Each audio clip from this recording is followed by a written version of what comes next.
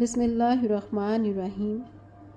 اللہم صلی علی محمد النبی الامی و آلہ و صحبہ و بارک وسلم۔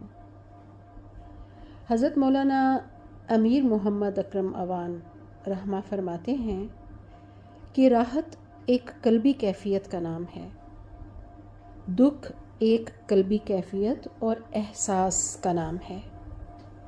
ایسے خوش نصیب جو شب و روز درود شریف پڑھتے رہتے ہیں، ان پر بظاہر دکھ آ بھی جائے، اللہ کریم انہیں قوت برداشت بھی دے دیتا ہے اور ان کا دل اس دکھ کو محسوس نہیں کرتا، دل پرسکون ہوتا ہے۔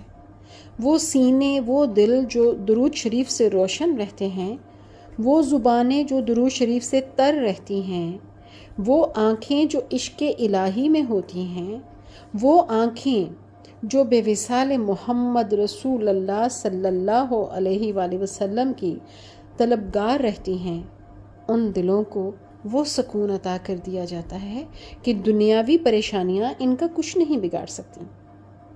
اپنی زبان کو درود شریف سے مزین کر لیں، پھر دنیا اور آخرت میں اتنا کچھ مل جائے گا کہ مانگنے کی حاجت نہیں رہے گی۔ وہ قادر ہے۔ اگر سارا جہان بھی بدامنی کی لپیٹ میں آ جائے تو جو اللہ اور اللہ کے رسول صلی اللہ علیہ وآلہ وسلم کا اطاعت گزار ہے، اس کے دل میں سکون ہی سکون ہوگا، اسے بدامنی متاثر نہیں کرے گی۔ اسی طرح جس طرح اللہ کریم نے آتش نمرود میں سیدنا حضرت ابراہیم علیہ السلام کے لیے تحفظ فراہم کر دیا۔ سبحان اللہ۔